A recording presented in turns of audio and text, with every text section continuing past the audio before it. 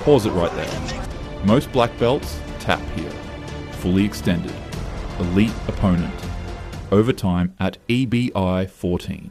If he taps, the rivalry changes. If he escapes, everything changes. That's the difference we're about to explore.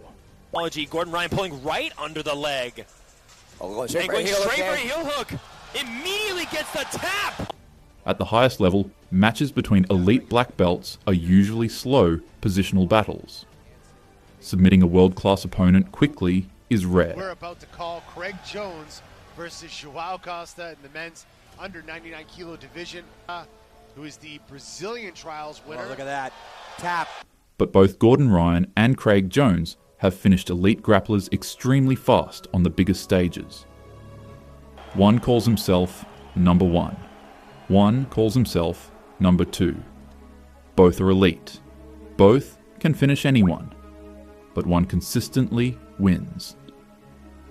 When athletes this close in skill meet, and one repeatedly comes out ahead, the difference usually isn't more technique. If you watch their biggest matches closely, you don't just see who won, you see how the matches were won. And across their 3 biggest meetings, 3 patterns emerge.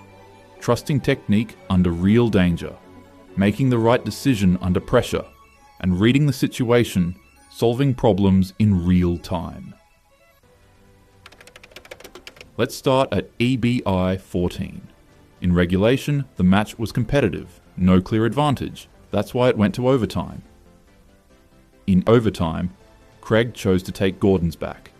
Craig quickly transitioned from back control into an armbar. It looks like it caught Gordon by surprise. It's deep, fully extended, the kind most people tap to immediately. Gordon chose otherwise. He used a hitchhiker escape, rotating his thumb toward his feet and turning his shoulder line to change the breaking angle. A subtle detail. Gordon rotates his shoulder before his hips. That sequencing buys the elbow extra degrees of freedom before Craig can re-angle his legs. Craig's top leg was slightly loose over Gordon's face. If that leg had been glued heel to ear, Gordon's rotational path would have been much narrower.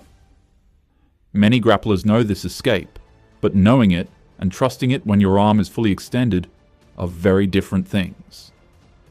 Craig has talked openly about protecting long-term joint health and career longevity, something many elite grapplers agree with. Others make a different calculation. If there's a technical opening, they trust they can find it. In that moment, Gordon trusted the mechanics, and it worked. This mentality isn't unique to Gordon. Watch Nicky Rod against Dan Manasoyu, a massive heavyweight with a deep armbar fully locked. Most people would tap immediately. Same escape, same choice. Nicky Rod works the rotation, trusts the mechanics, and survives.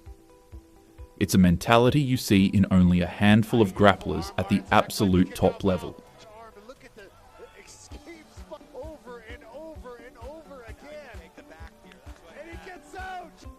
That's the first pattern, not knowledge.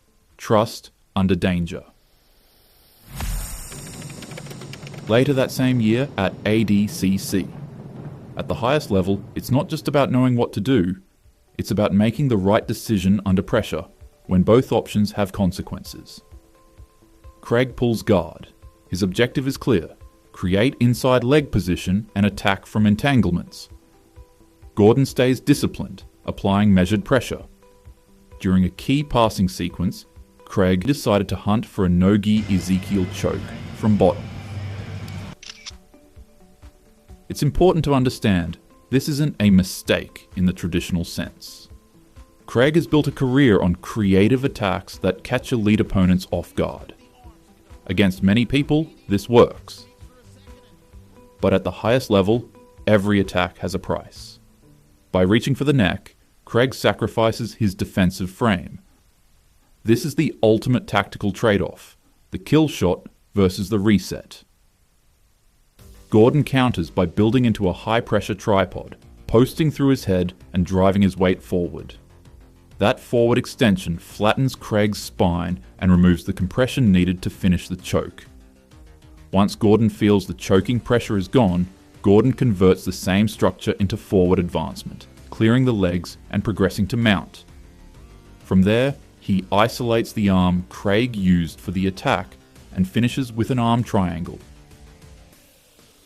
We saw a similar high-level gamble a few years later in the ADCC finals against Kaynan Duarte. Under heavy passing pressure, Craig again opted for the Ezekiel hunt instead of the defensive reset. And just like in 2017, the champion on top accepted the trade-off, passed the guard, and secured the win.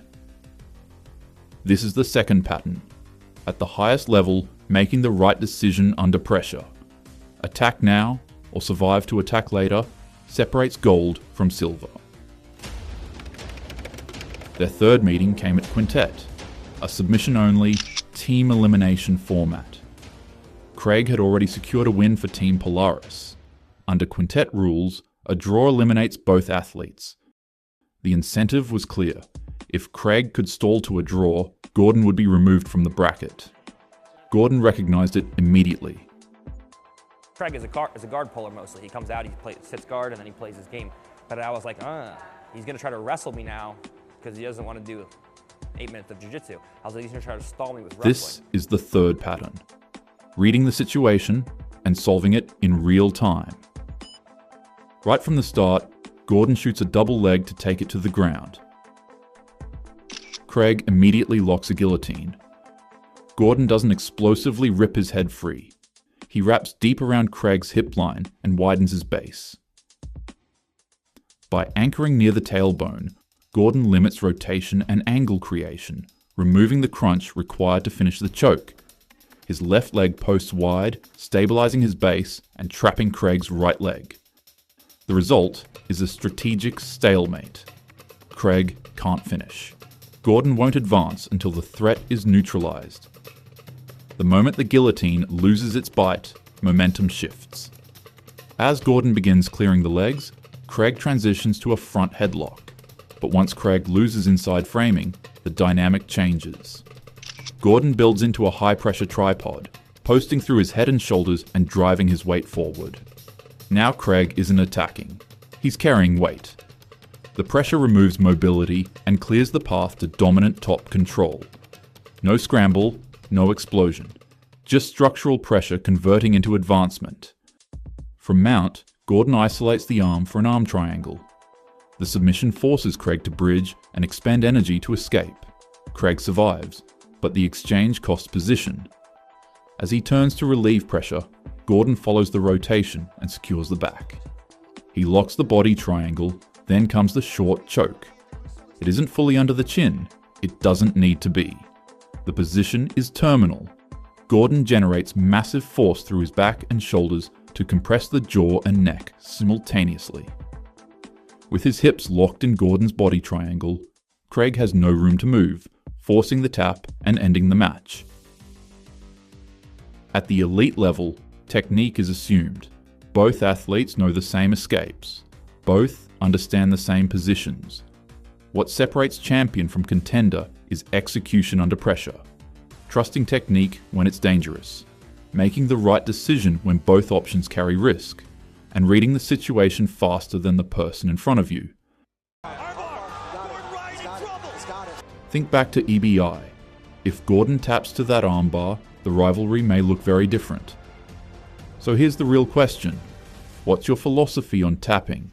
Do you protect longevity or trust your mechanics under pressure? And would your answer change if it was the ADCC finals? Let me know in the comments.